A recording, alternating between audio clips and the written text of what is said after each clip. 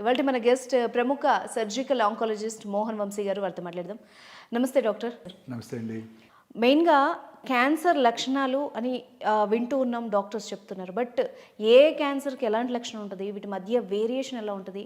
అసలు స్టార్టింగ్ స్టేజ్‌లోనే ఎలాంటి లక్షణాల ద్వారా మనం ముందుగానే గుర్తించొచ్చు? చాలాసార్లు cancer is a silent killer అండి. బాడీలో పెరుగుతూ ఉంటుంది, ఎటువంటి సిమ్టమ్స్ కలిగించవు. అది మెయిన్ ప్రాబ్లం ఈ క్యాన్సర్తో. చాలాసార్లు చిన్న చిన్న సిమ్టమ్స్ ఉంటాయి, అవి నార్మల్గా కూడా కొంతమందిలో ఉంటూ ఉండవచ్చు. అందువల్ల క్యాన్సర్ని అశ్రద్ధ చేస్తుంటారు, అందువల్ల లేట్గా డయాగ్నోస్ అవుతుంటాయి. మెయిన్గా ఒక జనరల్ సిమ్టమ్స్ కనుక మనం చూసినట్టయితే క్యాన్సర్ పేషెంట్స్లో జనరల్గా, అంటే అందరికీ కాదు, ఒక 60-70 మందికి 60-70% పీపుల్కి కొంచెం ఆకలి తగ్గుతుంది.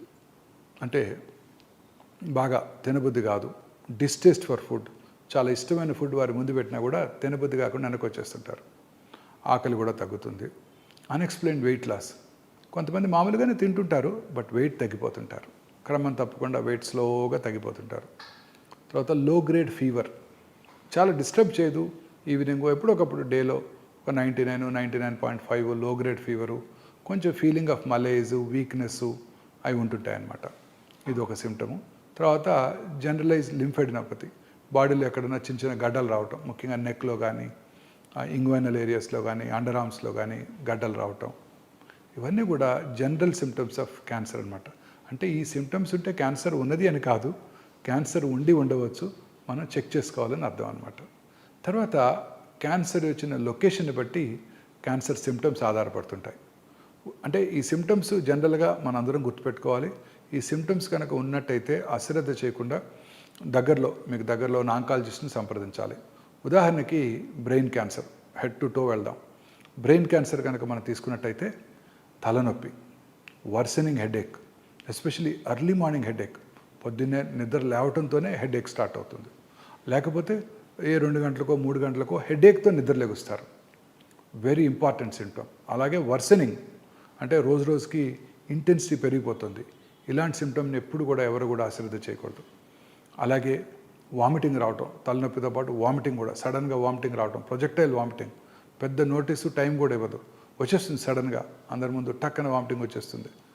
మామూలుగా వామిటింగ్ వచ్చేటట్టుంటే ఇంకేదైనా కారణాల వల్ల నాజియా ఉంటుంది, వామిటింగ్ వస్తుందని తెలుస్తుంది, వాష్రూమ్కి మనం పరిగెట్టుకొని వెళ్తాము, వామిటింగ్ చేసుకుంటాం. ఇది అలా కాదు, అంత టైం ఇవ్వదు, సడన్గా వామిట్ అయిపోతుంది.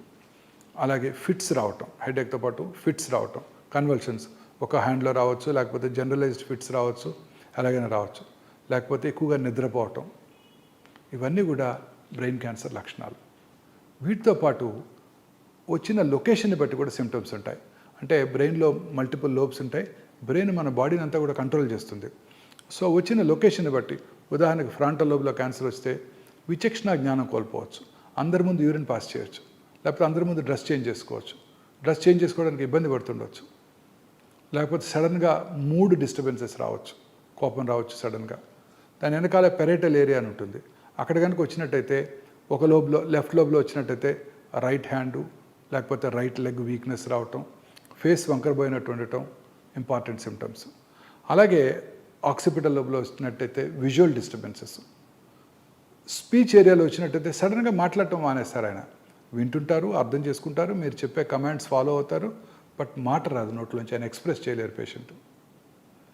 తర్వాత చిన్న మెదడు అంటాం, సెరిబెల్లం, ఇక్కడ కనుక క్యాన్సర్ వచ్చినట్టయితే ఆల్కహాల్ తాగిన వాళ్ళు ఎలా నడుస్తారో అలా నడుస్తుంటారు.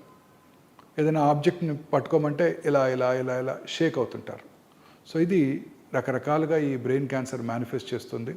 ఎటువంటి సిమ్టమ్ ఉన్నా కూడా, ముఖ్యంగా 50 దాటినాక, ఎటువంటి మూడ్ స్వింగ్స్ ఎక్కువగా ఉన్నా కూడా, తలనొప్పి ఎక్కువగా ఉన్నా కూడా, విజువల్ డిస్టర్బెన్స్ ఉన్నా కూడా ఎటువంటి అశ్రద్ధ చేయకుండా దగ్గరలో ఉన్న ఆంకాలజిస్ట్ని కలిసి చూపించుకొని అది క్యాన్సరా కాదా నిర్ధారణ చేసుకోవటం చాలా ఇంపార్టెంట్. కొంచెం కిందకి వచ్చినట్టయితే oral cancers, oral cavity, oropharynx అంటాం, ఓరల్ క్యావిటీ వెనకాల ఉన్న అన్నవాహిక భాగాన్ని. These cancers are the commonest cancers in South India, especially tobacco smoking చేసే వాళ్ళలోనూ, ఆర్ స్మోక్లెస్ టొబాకో, అంటే గుట్కా, కైని, అంబారీ రకరకాలుగా వాడుతుంటారు ఈ టొబాకోని. ఇవన్నీ కూడా క్యాన్సర్ కారకాలు. చాలామంది అంటుంటారు, నేను టొబాకో నోట్లో పెట్టుకుంటాను, నములుతాను, ఊసేస్తాను, నేను లోపలికి ఇంజెస్ట్ చేయటం లేదు, తీసుకోవట్లేదు లోపలికి, నాకు క్యాన్సర్ ఎందుకు వస్తున్నప్పుడు అడుగుతూ ఉంటారు. ఆ నములుతున్నప్పుడే కొన్ని సెకండ్స్లోనే ఆ టొబాకోలో ఉన్న 400 కార్సినోజన్స్ అంటే క్యాన్సర్ కారక పదార్థాలు బ్లడ్లోంచి అబ్జార్బ్ చేయబడి నోట్లోనే కాకుండా శరీరంలో ఇతర భాగాల్లో కూడా క్యాన్సర్ కలిగించవచ్చు. స్మోక్ చేసిన 6 సెకండ్స్లో ఆ టొబాకోలో ఉన్న 400 to 500 కార్సినోజన్స్ మన బ్లడ్లోకి వెళ్ళిపోయి ఎక్కడైనా శరీరంలో ఏ భాగంలో అయినా క్యాన్సర్ కలిగించవచ్చు, ఇంక్లూడింగ్ గర్భసంచి ముఖద్వారం. అబ్రాడ్లో కార్సినోమా సర్విక్స్ ఇన్సిడెన్స్ చాలా తక్కువ వెస్ట్రన్ వరల్డ్లో, కానీ అక్కడ స్మోకింగ్ ఎక్కువ, విమెన్లో ఎక్కువ స్మోక్ చేస్తుంటారు అక్కడ. వాళ్ళలో ఈ గర్భసంచి ముఖద్వార క్యాన్సర్ చాలా కామన్గా చూస్తుంటాం. ఇలా అనేక రకాలైన క్యాన్సర్స్ ఈ స్మోకింగ్ వల్ల వస్తుంది. ఒక సర్ప్రైజింగ్ థింగ్ ఏంటంటే అన్ని క్యాన్సర్స్ కూడా స్మోక్ చేసే వాళ్ళలో ఎక్కువగా చూస్తుంటాం. ఒక్క క్యాన్సరు, అది ఎండోమెట్రియల్ క్యాన్సర్, గర్భసంచి body cancer, it seems smoke చేసే వాళ్ళలో తక్కువ కనబడుతూ ఉంటుంది. సర్ప్రైజింగ్. బట్ మిగతా అన్ని క్యాన్సర్స్ ఇంక్రీజ్ అవుతాయి. సో ఓరల్ క్యాన్సర్ ముఖ్య లక్షణాలు ఏంటంటే మానని పుండు. చిన్న చిన్న పుళ్ళు అందరికి వస్తుంటాయి. టెన్షన్ ఉన్నప్పుడు పుళ్ళు ఎక్కువగా వస్తుంటాయి. నాకు కూడా ఎగ్జామ్స్ ఉన్నప్పుడు చిన్నప్పుడు చిన్న చిన్న అల్సర్స్ వచ్చాయి. 4-5 రోజుల్లో బాగా పెయిన్ఫుల్గా ఉంటాయి, 4-5 రోజుల్లో తగ్గిపోతాయి. కానీ పెయిన్లెస్ అల్సర్స్ క్రమం తప్పకుండా సైజులో పెరుగుతూ ఉంటాయి. ఎటువంటి నొప్పి కలిగించదు. ఓన్లీ చివరి స్టేజెస్లోనే బాగా అడ్వాన్స్ అయినప్పుడు నొప్పి కలుగుతుంది. కొన్నిసార్లు అల్సర్స్ నుంచి బ్లీడ్ అవుతుంటాయి. అల్సర్స్ నుంచి డిశ్చార్జ్ ఉంటుంటుంది. స్మెల్ కూడా బ్యాడ్ స్మెల్, బ్యాడ్ ఓడర్ కూడా ఉంటుంటుంది. ఇవి మాత్రం అశ్రద్ధ చేయకూడదు. అలాగే నోటి లోపల కానీ, నాలుక మీద, దవడ లోపల భాగంలో కానీ, ఎక్కడైనా అంగటి మీద కానివ్వండి, ఎరుపు తెలుపు మిళితమైన patches, either red colour patches or white patches, leukoplakia, erythroplakia అంటాం.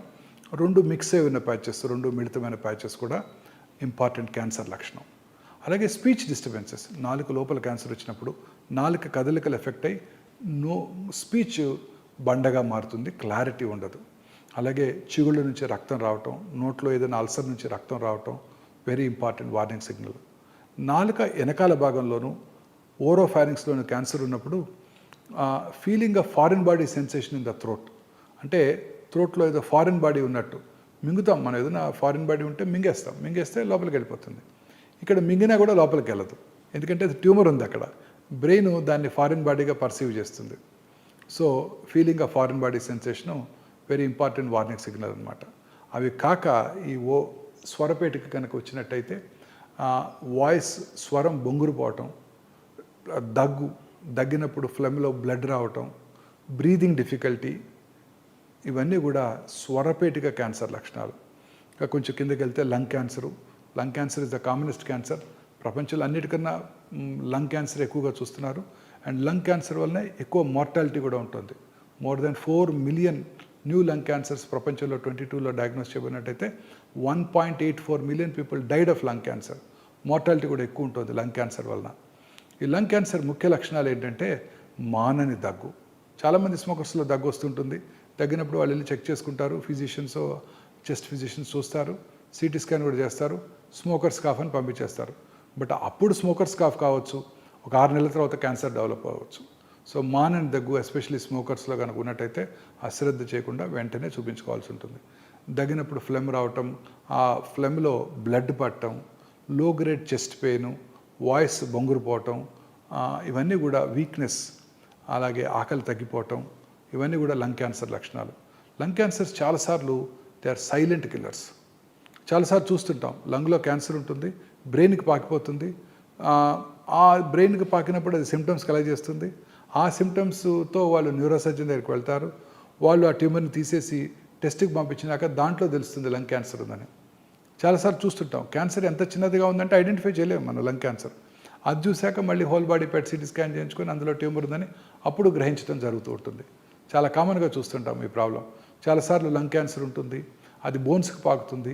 బోన్స్కి పాకినప్పుడు బోన్ వీకెన్ అయిపోయి చిన్న ఇంజరీ, ట్రివియల్ ఇంజరీతో ఫ్రాక్చర్ కావటం, ఆర్థోపెడిషియన్ దాన్ని రిపేర్ చేస్తున్నప్పుడు ప్లేటో, వైరో, రాడో, నెయిలో వేస్తున్నప్పుడు అక్కడ ఏదో సస్పీషియస్ టిష్యూని బయాప్సీ చేస్తే దాంట్లో లంగ్ క్యాన్సర్ కనపడుతుంది. ఇక మిగతా క్యాన్సర్స్ గురించి గ్యాస్ట్రో ఇంటెస్టైనల్ ట్రాక్ట్ క్యాన్సర్స్, అన్నవాహిక క్యాన్సర్స్ మింగుడు పడకుండా ఉండటం, అంటే గట్టి పదార్థాలు తిన్నప్పుడు స్లోగా అది అడ్డం పడినట్టు అనిపించటం, ఆ తర్వాత వాటర్ తాగితే లోపలికి వెళ్ళిపోవటం, ఆ తర్వాత స్లోగా అసలు గట్టి పదార్థాలు తినలేకపోవటం, వామిటింగ్ రావటం, మళ్ళీ లిక్విడ్స్ తీసుకోగలగటం, ఇంకా అశ్రద్ధ చేసినట్టయితే లిక్విడ్స్ కూడా బ్లాక్ అయిపోతాయి. ఇది అన్నవాహిక క్యాన్సర్ ముఖ్య లక్షణాలు. ఇంకా gastric cancer, commonest cancer in south Indian men, especially Tamil Nadu and Andhra Pradesh, తెలంగాణలో పురుషుల్లో అత్యధికంగా కనబడే క్యాన్సరు ఈ ఓరల్ క్యాన్సర్స్ తర్వాత ఈ గ్యాస్ట్రిక్ క్యాన్సరు. ఈ గ్యాస్ట్రిక్ క్యాన్సరు మన దేశంలోనే కాకుండా సౌత్ ఇండియాలోనే కాకుండా జపాన్లో కూడా, అలాగే సదరన్ చైనాలో కూడా ఎక్కువ చూస్తుంటాం. మిగతా దేశాల్లోనూ మన నార్త్ ఇండియాలోనూ కూడా ఈ గ్యాస్ట్రిక్ క్యాన్సర్ చాలా తక్కువగా చూస్తుంటాం. సో ఈ మూడింటిని కనుక మనం సున్నితంగా పరిశీలించినట్టయితే ఒక కామన్ హ్యాబిట్ ఉంది, రైస్ ఈటింగ్ పాపులేషన్. జపాన్లోనూ స్టేపుల్ ఫుడ్ రైసు, చైనీస్లోనూ రైసు, సౌత్ ఇండియాలో కూడా rice. So somehow rice is definitely related to gastric cancer. So అలాగే సౌత్ ఇండియాలో తినే పికిల్డ్ ఫుడ్స్ అవి కూడా ఇంపార్టెంట్ కాజ్. తర్వాత పెద్ద పేగు క్యాన్సరు చాలా కామన్ క్యాన్సరు, ఎస్పెషల్లీ అర్బన్ ఇండియాలో చాలా కామన్గా చూస్తున్నాం. పెద్ద పేగు క్యాన్సర్ లక్షణాలు ఎలా ఉంటాయంటే రైట్ సైడెడ్ క్యాన్సర్స్, పెద్ద పేగు right side transverse colon, left sided cancers ఉంటాయి. రైట్ సైడెడ్ క్యాన్సర్స్లో ఎటువంటి సిమ్టమ్స్ ఉండవు, ఎందుకంటే మోషన్ అక్కడ లిక్విడ్గా ఉంటుంది, చిన్న పుళ్ళు ఏమీ అబ్స్ట్రక్షన్ కలిగించవు, ఫుడ్ పాస్ అయిపోతుంటుంది. ఆ right sided colon cancer liver కూడా పాకిపోతుంది. అప్పుడు వాళ్ళు డాక్టర్ దగ్గరికి రావడం జరుగుతుంటుంది. చాలాసార్లు ఈ అల్సర్స్ నుంచి బ్లడ్ కారిపోతూ ఉంటుంది. బ్లడ్ కారిపోయినప్పుడు ఆబ్వియస్లీ రక్తహీనత, ఎనీమియా వస్తుంది. ఎనీమియా వచ్చినప్పుడు కామనెస్ట్ సిమ్టమ్ ఏంటంటే బ్రెత్లెస్నెస్, కొంచెం నడిచిన ఆయాసపడటం. ఎస్పెషల్లీ ఈ క్యాన్సర్ 50 సంవత్సరాలు 60 సంవత్సరాలు ఉన్న పురుషుల్లో ఎక్కువగా చూస్తుంటాం. సో పురుషుల్లో అలసటగా ఉన్నట్టయితే ఫస్ట్ వాళ్ళు కార్డియాలజిస్ట్ని సంప్రదిస్తారు. కార్డియాలజిస్ట్ని సంప్రదించినట్టయితే వాళ్ళు అలసట అవన్నీ ఉన్నట్టయితే డెఫినెట్గా వాళ్ళు కర్నరీ యాంజియో చేస్తారు. ఆ వయసులో 1-2 బ్లాక్స్ ఉంటాయి, స్టెంట్స్ కూడా వేస్తారు. ఆ తర్వాత వాళ్ళు డాక్టర్ దగ్గరికి, ఆంకాలజిస్ట్ దగ్గరికి రావడం జరుగుతుంటుంది. చాలా కామన్గా చూస్తుంటాం. సో అడల్ట్ ఎస్పెషల్లీ 40-50 ఇయర్స్ వచ్చాక ఎవరికన్నా ఎనీమియా వచ్చినట్టయితే, ఎస్పెషల్లీ పురుషుల్లో కనుక వచ్చినట్టయితే ఫస్ట్ సౌత్ ఇండియాలో అప్పర్ జియోస్కోపీ అండ్ కొలనోస్కోపీ, అది నార్మల్గా ఉన్నట్టయితే కొలనోస్కోపీ చేయించుకోవాలి.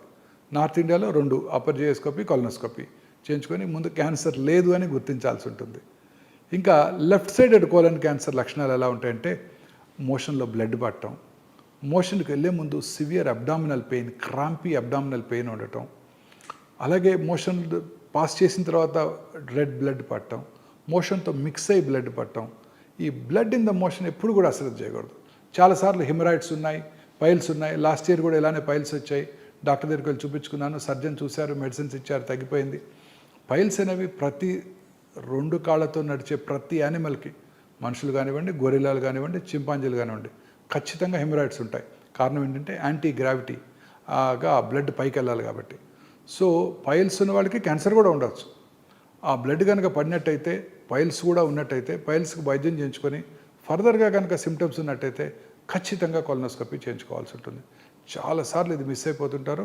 చాలామంది రోజు చూస్తూనే ఉంటాను, లేట్ స్టేజెస్లో డాక్టర్ దగ్గరికి వస్తుంటారు. సో మోషన్లో బ్లడ్ పట్టడం అనేది ఎప్పుడు కూడా అశ్రద్ధ చేయకూడదు. మోషనే కాదండి, అసలు ఎక్కడ బ్లడ్ పడినా అశ్రద్ధ చేయకూడదు. చిగుళ్ళ నుంచి కానివ్వండి, వామిటస్లో కానివ్వండి, దగ్గినప్పుడు వచ్చే ఫ్లెమ్లో కానివ్వండి, యూరిన్లో కానివ్వండి, పీరియడ్స్ కాని టైంలో ఇంటర్మెన్స్ట్రల్ బ్లీడింగ్ కానివ్వండి, పోస్ట్ కాయిటల్ బ్లీడింగ్ కానివ్వండి, ఇది very important warning signal. Blood ఎక్కడి నుంచి వచ్చినా కూడా అశ్రద్ధ చేయకూడదు. సో అలాగే ఆల్టర్నేటింగ్ కాన్స్టిపేషన్ అండ్ డయేరియా, సడన్గా చాలాసార్లు లూజ్ మోషన్స్ అయిపోతాయి, మళ్ళీ కాన్స్టిపేషన్ వస్తుంది. Very important warning signal off left sided colon cancer. Feeling of incomplete evacuation, మన మోషన్ పాస్ చేసాక ఒక మంచి ఫీలింగ్ ఉంటుంది. ఎస్, మోషన్ అంతా అయిపోయింది, చాలా ఎంటీ ఫీలింగు, సాటిస్ఫైడ్ ఫీలింగ్ ఉంటుంది. కొన్ని రెక్టల్ క్యాన్సర్ ఉన్నప్పుడు మోషన్ పాస్ చేసిన తర్వాత కూడా ఇంకా ఎంటీ చేయాలి, ఇంకా లోపలేదో ఉంది, పూర్తిగా మోషన్ పాస్ చేశారు అయినప్పటికీ కూడా ఇంకా కూడా మోషన్ లోపలే ఉన్నట్టు అనిపిస్తూ ఉంటుంది. అంటే అది ట్యూమర్, అది మోషన్ కాదు. బ్రెయిన్ ట్యూమర్ని మోషన్ లాగా పర్సీవ్ చేస్తుంది, ఏదో ఫారిన్ బాడీ ఉంది అక్కడ అన్నట్టు పర్సీవ్ చేస్తుంది అనమాట. So feeling of incomplete evacuation. తర్వాత decrease in the calibre of the stool కనుక గట్టి స్టూల్ పాస్ చేసినట్టయితే ఒక క్యాలిబర్ ఉంటుంది, ఇట్లా ఒక 1.5 సెంటీమీటర్స్ అంత ఉంటుంది. క్యాలిబర్ అంటే ట్యూమర్ వచ్చింది అనుకోండి, లోపల మోషన్ సన్నటి టూత్పేస్ట్ లాగా బయటకు వస్తుంది. So that is a very important signal. So ఈ సిమ్టమ్స్ ఎవ్వరు కూడా అశ్రద్ధ చేయకూడదు.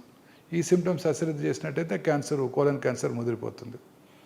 ఇంకా other common cancers, gynaecological cancers, స్త్రీలలో వచ్చే గర్భసంచి ముఖద్వార క్యాన్సర్ చాలా కామన్గా చూస్తుంటాం. దీని సిమ్టమ్స్ ఎలా ఉంటాయంటే పీరియడ్స్ టైంలో ఎక్కువగా బ్లీడింగ్ రావటం, ఇంటర్మెన్స్ట్రల్ బ్లీడింగ్ అంటే పీరియడ్స్ మధ్యలో బ్లీడింగ్ రావటం, పోస్ట్ కాయిటల్ బ్లీడింగ్ భర్తతో చేరిన తర్వాత బ్లీడింగ్ అవటం, అలాగే వైట్ డిశ్చార్జు ఆర్ ఆఫుల్ స్మెల్తో ఉన్న డిశ్చార్జు, బ్లడ్తో కూడిన డిశ్చార్జు, లో గ్రేడ్ లోవర్ అబ్డామినల్ పెయిన్, ఇవన్నీ కూడా గర్భసంచి ముఖద్వార క్యాన్సర్ లక్షణాలు.